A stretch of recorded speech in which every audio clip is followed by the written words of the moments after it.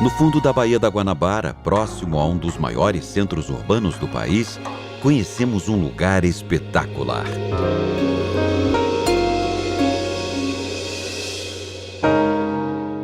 Subindo por trilhas íngremes, vimos a floresta atlântica se modificar gradualmente,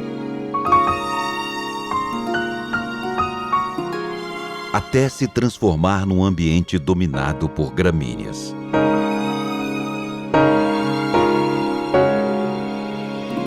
E ficamos sem fôlego diante de paisagens fantásticas. Nos diferentes ambientes do Parque Nacional da Serra dos Órgãos, encontramos uma enorme diversidade de plantas e animais. Muitas são raras ou ameaçadas. Algumas só existem na Mata Atlântica.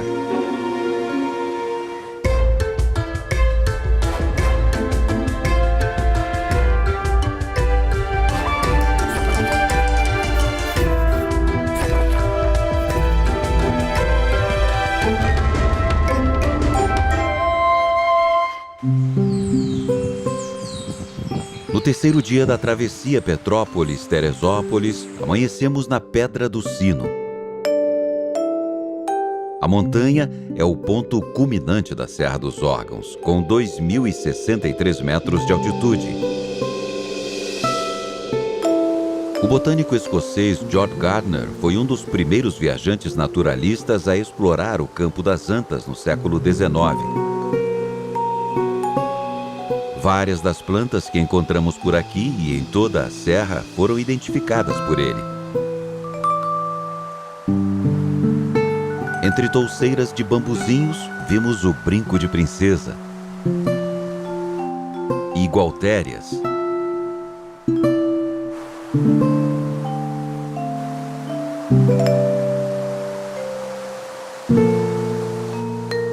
em alguns pontos, surgem ilhas de vegetação que parecem jardins em miniatura, com diferentes tipos de plantas e líquens.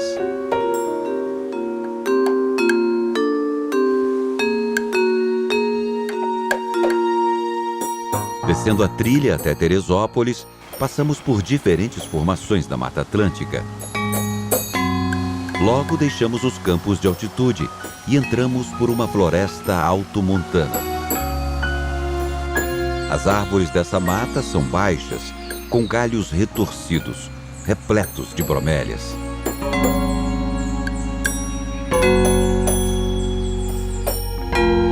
Num curto desvio da trilha principal, conhecemos um mirante de onde se pode ver a cidade de Teresópolis.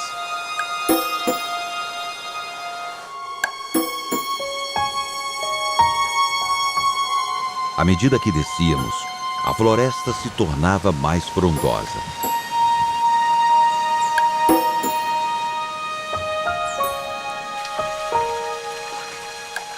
No caminho, a água desce pela rocha, criando um cenário muito bonito.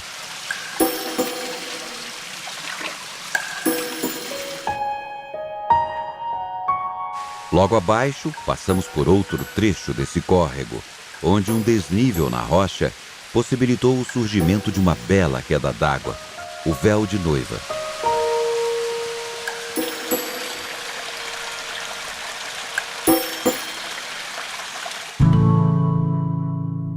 A famosa travessia termina num belo vale encaixado entre as montanhas.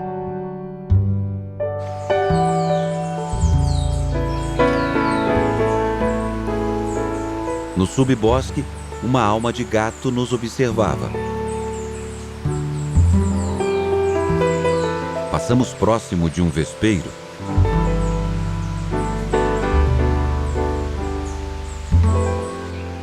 A floresta montana do Parque em Teresópolis é densa e extremamente biodiversa, com árvores belas como a cacheta e orquídeas delicadas. Um vento forte começou a soprar, fustigando as folhas do guapiriúna com violência. Também conhecida como pitanga do mato, essa árvore pertence à família das mirtáceas e frutifica em junho. Outra árvore frutífera da mesma família é o guamirim amarelo. Em um dos galhos, avistamos um pequeno beija-flor de fronte violeta. Perto, observamos 2 surucuás de barriga amarela, um macho e uma fêmea. A espécie apresenta um canto baixo e lento, mas na maior parte do tempo fica silenciosa. Próximo, vimos um casal de araçaris-poca. Da família dos tucanos, o macho possui um peitoral preto, a fêmea é alaranjada. Além de ser útil para pegar frutos e outros alimentos, o bico tem função estética e serve para atrair parceiros.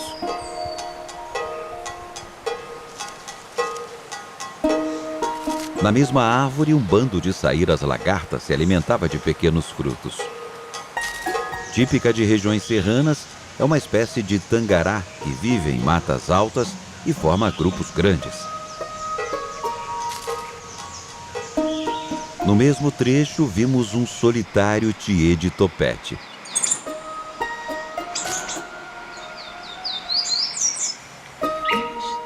E também um pequeno bando de tiribas de testa vermelha, outra espécie comum nas florestas serranas fluminenses.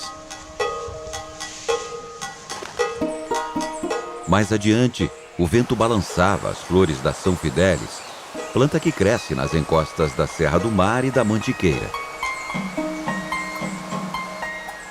Identificamos outras 2 plantas nesse caminho, uma bromélia e uma orquídea. Um agitado pula-pula não parava um segundo. Neste ponto encontramos outra mirtácea, conhecida popularmente como goiabão, é uma árvore comum perto de cursos d'água. Em todo o parque existem mais de 50 espécies desta família. Aqui vimos uma eugênia de folhas imensas. A maioria das plantas dessa família habita zonas tropicais. No Brasil, elas dominam a Mata Atlântica. Em geral, são árvores ou arbustos com flores e frutos muito aromáticos, que atraem pássaros, insetos e outros bichos. Neste trecho da floresta, observamos uma bela helicônia. E pelo menos 2 espécies de bromélias.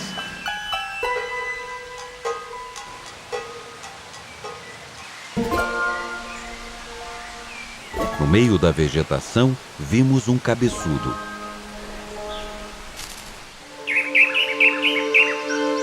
Em outra árvore, avistamos um tangará dançador, que vocalizava com insistência.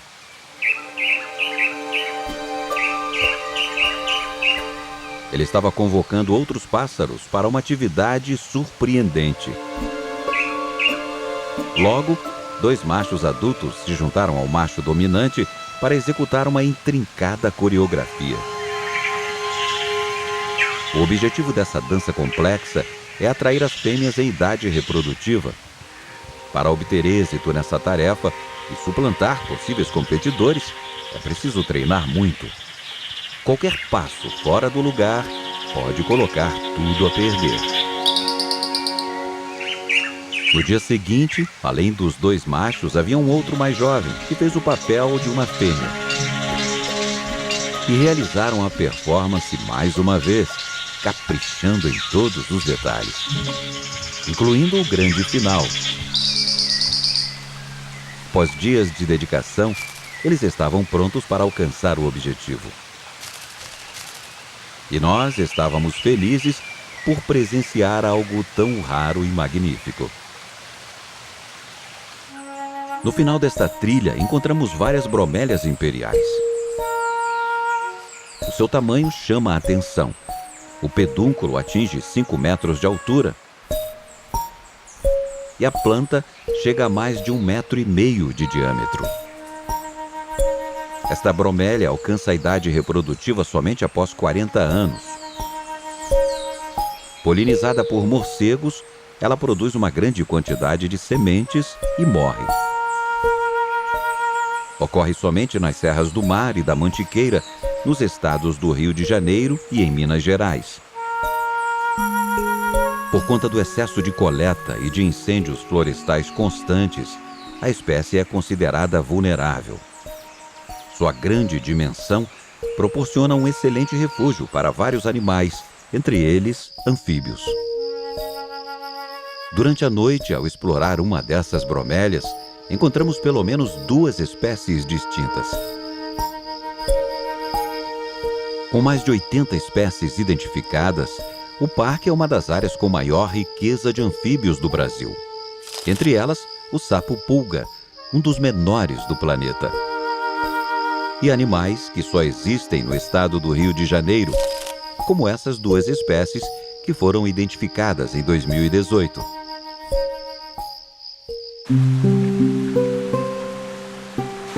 A trilha termina nas proximidades do rio Paquequer.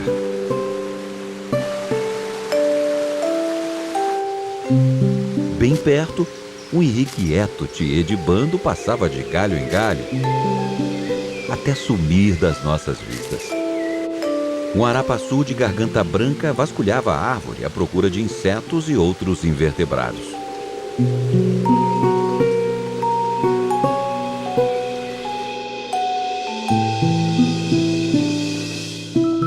Na manhã seguinte, subimos o Pico Cabeça de Peixe, que fica ao lado do Dedo de Deus.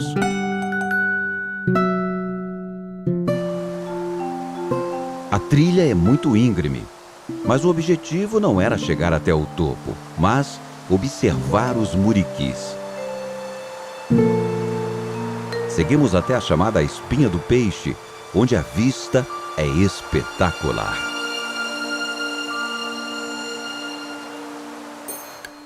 Desse ponto, vemos a serra, que continua na direção de Nova Friburgo. Ao longe, observamos os 3 picos. Aqui no alto, encontramos árvores de pequeno porte e muitas bromélias.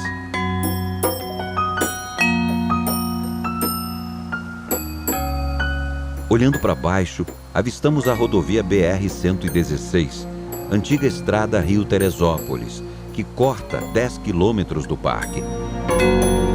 Uma ameaça aos animais que tentam atravessá-la todos os dias. Os muriquis costumam ser observados pelos alpinistas passando no morro em frente. E ficamos ali, na expectativa disso acontecer. De repente, vimos as folhas se mexerem numa árvore. Os maiores primatas das Américas são vegetarianos e fundamentais para a dispersão de sementes pela floresta. Estava longe, mas a emoção foi grande. E conseguimos ver uma mãe ou um adulto encorajando um filhote a pular através das copas das árvores. Utilizando os seus longos braços, eles se movimentam com uma leveza e uma agilidade incríveis e logo sumiram das nossas vistas.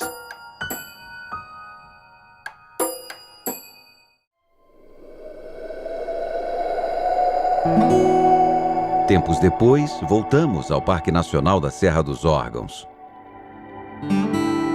Na tentativa de chegar mais perto dos muriquis, pegamos outra trilha. E passamos por uma mata atlântica montana, com árvores frondosas e muitas bromélias.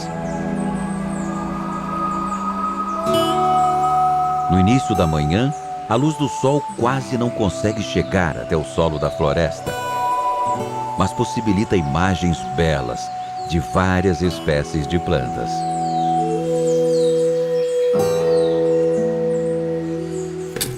Logo no começo deste caminho, vimos algo se movimentando no alto das árvores. Era um bando de macacos prego. Eles estavam à procura de comida e nem se preocuparam com a nossa passagem ali por baixo.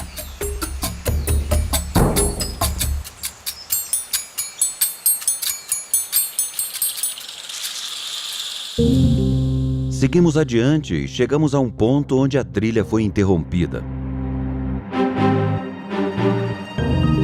Subindo pelas pedras, nos deparamos com uma cratera imensa.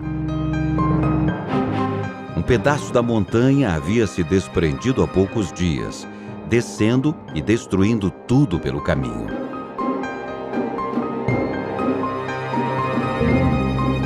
No buraco de mais de 1 quilômetro que ficou, sobraram pedras enormes e a terra nua. Deslizamentos ou escorregamentos nas encostas, como esse, são catastróficos, naturais e pouco previsíveis. Provocados pela lenta erosão operada pela água e também pelas plantas que cobrem parte da rocha, podem acontecer hoje ou amanhã, ou daqui a 100 anos. E explicam aquelas pedras que às vezes encontramos no meio da floresta, como se sempre estivessem ali. Agora se inicia um processo lento de sucessão ecológica, onde a floresta vai aos poucos fechando essa enorme ferida que ficou na montanha.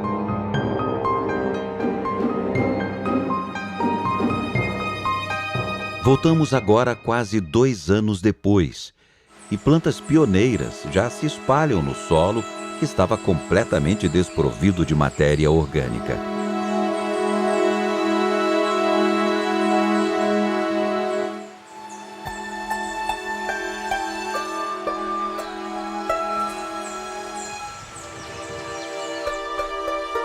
Dessa vez, resolvemos atravessar a cratera e continuar subindo a trilha.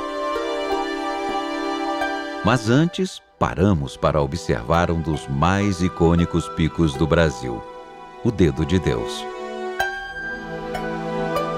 A formação rochosa, de beleza singular, é tombada como patrimônio natural e não há nenhuma outra formação parecida no mundo. Com quase 1.700 metros de altitude, o pico foi escalado pela primeira vez somente no século XX. E continua a atrair aventureiros de todas as partes até hoje.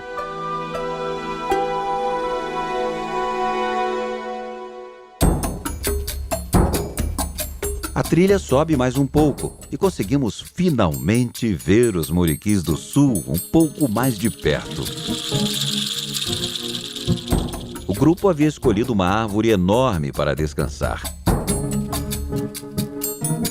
Habitando as florestas altas do parque, esses pacíficos e simpáticos primatas formam bandos com mais de 30 indivíduos.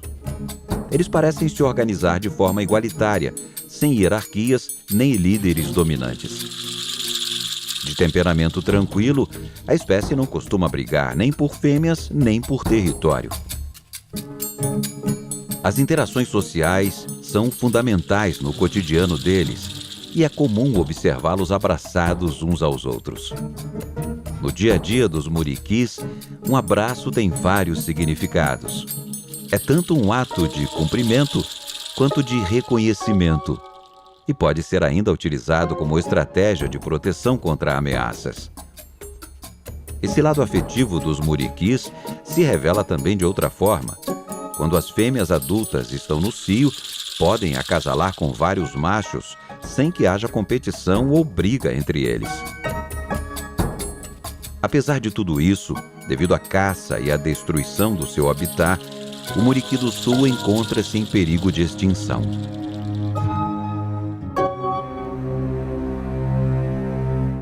Como um passe de mágica, o bando desapareceu após a passagem de uma nuvem mais densa.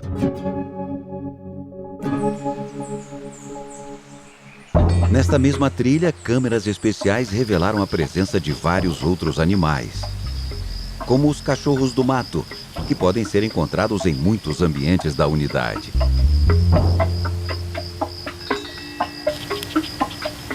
Esses canídeos monogâmicos costumam ser vistos em casais, utilizando certos caminhos com bastante frequência. O parque apresenta também várias espécies de felinos. Algumas são praticamente impossíveis de se ver sem o auxílio de armadilhas fotográficas. É o caso do gato do mato pequeno, e do gato maracajá, que costuma habitar áreas de floresta densa. De hábitos solitários e noturnos, a espécie não costuma sobreviver com facilidade em locais onde precise competir com os jaguatiricas, com quem se assemelham, apesar do porte menor. Registros e vestígios de onça parda podem ser encontrados em quase todos os lugares do parque, incluindo os campos de altitude. A enorme capacidade de adaptação a diferentes ambientes e climas é uma característica da espécie, encontrada do Canadá ao extremo sul da América Latina. Apesar disso, e do frequente registro nesta serra, a população desse animal vem caindo sistematicamente a cada geração. Estima-se que em toda a Mata Atlântica existam hoje menos de 1.000 onças pardas.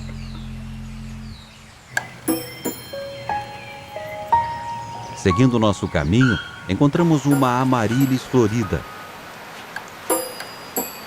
Além de bela, esta planta é rica em alcaloides, estudados hoje para fins medicinais.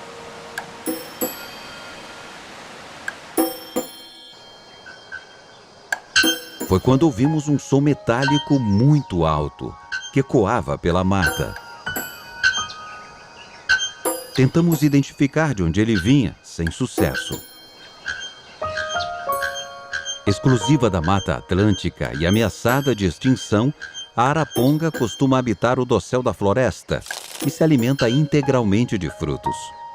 O canto, que parece alguém batendo em algo metálico, é produzido pelos machos adultos e tem como objetivo atrair as fêmeas durante o período reprodutivo. Neste trecho, o palmito jussara é abundante, dominando o subbosque da floresta. Ameaçada pela extração ilegal do palmito, essa planta é uma espécie-chave da Mata Atlântica, servindo de alimento para dezenas de espécies de animais.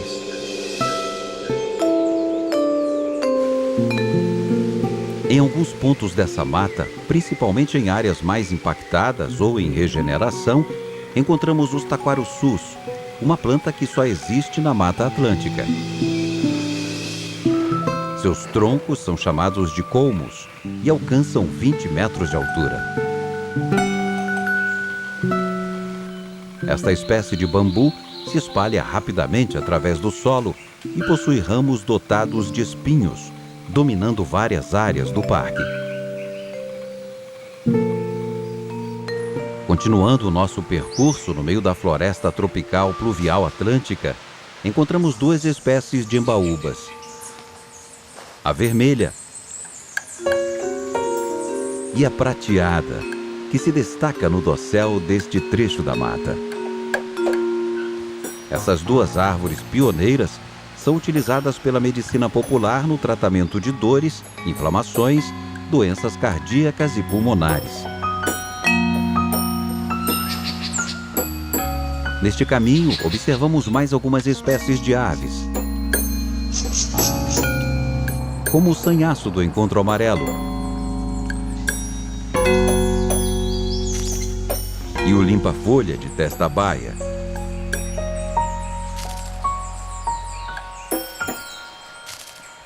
Ali perto, vimos uma paineira praticamente sem folhas, uma estratégia para sobreviver ao período mais seco.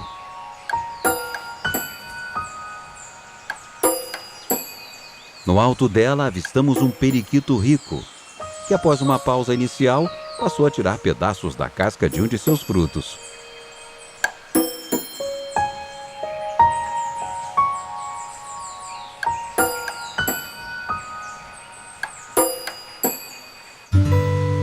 Mais à frente, encontramos um pequeno bando de saguis.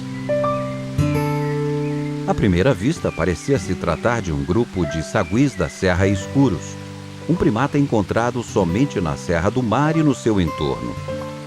Mas a aparência deles nos deixou em dúvida. Um que nos observava tinha bastante características da espécie. Os outros dois, que estavam em meio a um processo de catação, já eram bem distintos. Após consultar um especialista, chegamos à conclusão que se tratava de um grupo de primatas híbridos.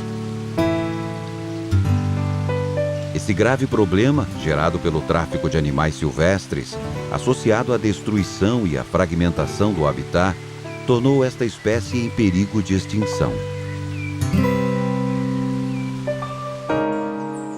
Passando por dentro de uma das florestas mais bonitas e biodiversas do país, chegamos ao final da trilha. O sol já havia se escondido atrás das montanhas.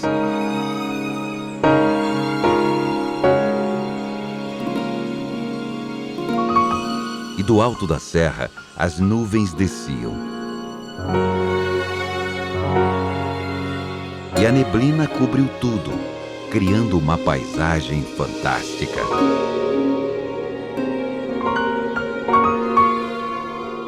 Num dos parques nacionais mais espetaculares do Brasil e do mundo.